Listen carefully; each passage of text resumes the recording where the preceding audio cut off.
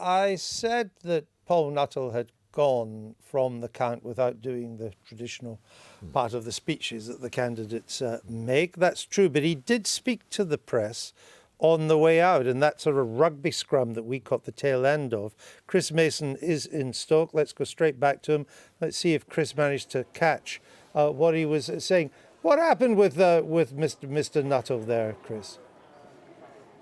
There was a rugby scrum, as you say. I was right in the thick of it. It's a kind of British parliamentary by-election tradition, isn't it, really, that the press will follow the principal losing candidate all the way out the sports hall, all the way down the steps, through the dark, into the car park and all the way to their car, lobbing questions in their direction. To be fair to Paul Nuttall, he did actually stop and take quite a lot of questions in a big huddle just over there by the desks for a couple of minutes before we got into the rolling malls type situation of following him all the way out to the car park. He didn't have a vast amount to say. He was willing to take half a dozen or so questions, lots of questions as you'd expect about Hillsborough, about the stuff on his CV, about that sense from some that he was seen as something of a figure of fun because of the cumulative effect of the various calamities that he faced and questions he faced during the campaign. He said he would come back and fight again. He re-emphasised this point that UKIP have been making all night, that this was number, whatever it was, 72 on UKIP's target list back in 2015. Tried to brush off the idea that they had to win in a seat like this, to pick up the line of questioning you were pursuing there in terms of what Nigel Farage had said in the past. The pitch of his argument was that he reckoned there would be seats in the future that could be more conducive to a UKIP victory than this one. We expected that Paul Nuttall would do a bunk from this count and try and give us all the slip and scarper. As I say, to his credit, he didn't do that. Whilst he did take quite a lot of questions, though, we didn't really get many answers. Did I hear you say, Chris, that he's saying he's going to fight Stoke again? No, not necessarily Stoke, but that he would run to be an MP again somewhere else. Well, I think he's done it about 4 or 5 times anyway, hasn't he? Run as an MP. Indeed, yeah, he has. Yeah.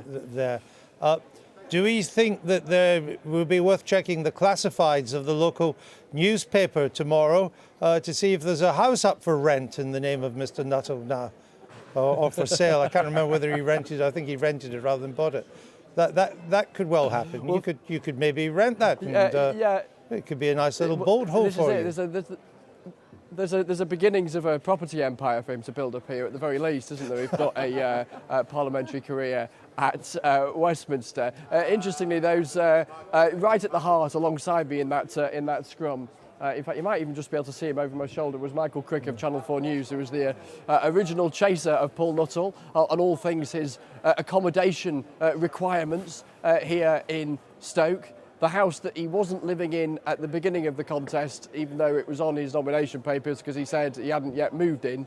And by the end of the contest, he wasn't living in either, because he said that the address had been plastered all over the place, and various people in Stoke who were not too keen on him had posted stuff other than letters through his letterbox.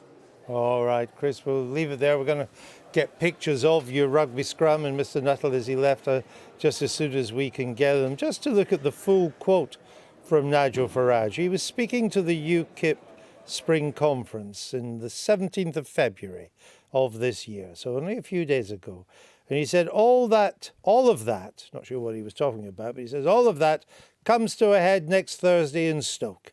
And I don't think anybody for one moment can underplay just how important, just how fundamental that by-election is for the futures of both the Labour Party and indeed of UKIP too. It matters, and it matters hugely. That's the significance, and you lost.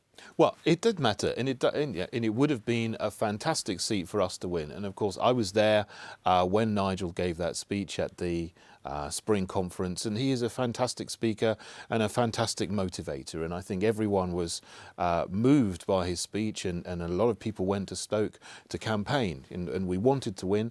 As I said, we increased our share of the vote, but not enough to win. But so that's the reality that we face now. We will live to fight on another day, and we will have other opportunities in the future to win by-elections and to get more people into Parliament.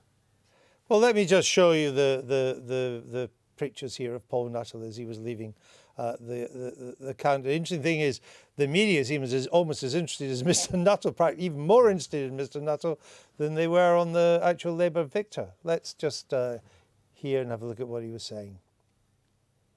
He's listening to the result, I think there he was at the moment. He got a big smile on his face for a man who's just lost. But I guess he knows the cameras were on him.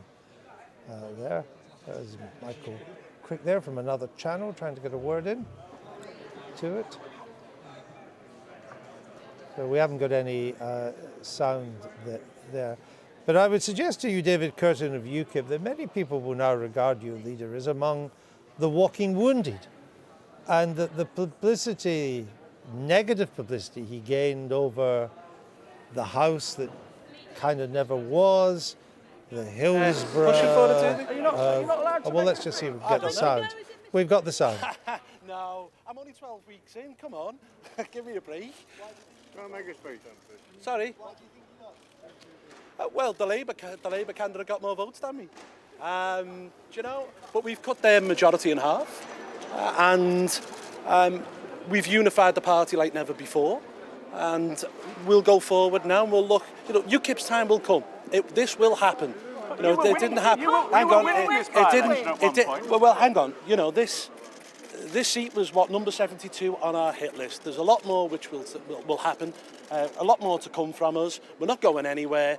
I'm not going anywhere. So therefore, you know, we move on, and our time will come. Serious errors. This is the Brexit capital of Britain. Yeah, but look, there's other issues beyond Brexit, and as I say, you know, in terms of where we are as a party on the ground and whatnot, we estimated that we put this at number 72. Look, there's going to be a lot more seats which are going to be more favourable to us in the near future, and you know, we will go on and we will have success in the future. So look, come on, I mean, it's not going to be a problem. Paul, is what happened with your website and Hillsborough and your CV? Do you recognise that was a big factor in your loss? Well, actually, do you know, the whole Hillsborough issue wasn't an issue on the doorsteps here in Stoke on Trent. Obviously, the Labour Party has got a machine. They got their machine out on the day. We did our best. We've fallen short this time. But in the future, it will happen for UKIP. UKIP's time will come. What about you, Paul? Do you think you'll ever get elected? That's 4 by-elections now. I am elected. I'm a member of the European Parliament. Well, you know, if one comes up in the future, we'll certainly we'll consider. Okay. Will you have a better chance in this constituency though? There'll be other seats. There'll be better chances. And as I say, this was only at number 72 on our hit list. Okay. Well, look, you know, I'll probably stand in the general election of 2020. Ladies and gentlemen, done. All right. Thank you. Come on, Paul. Okay, guys. All right.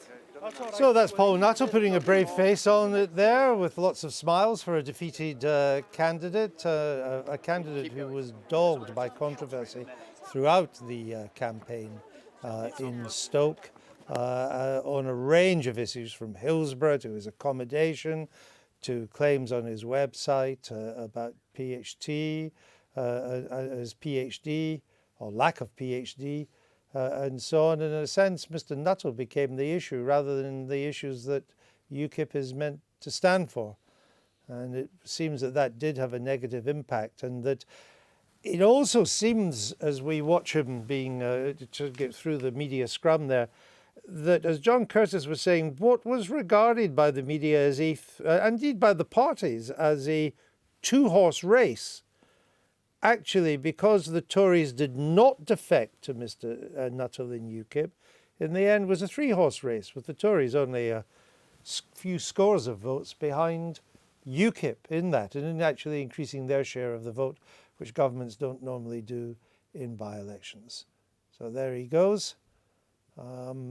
Not sure where he's staying tonight, but probably not the house that became quite famous during the campaign.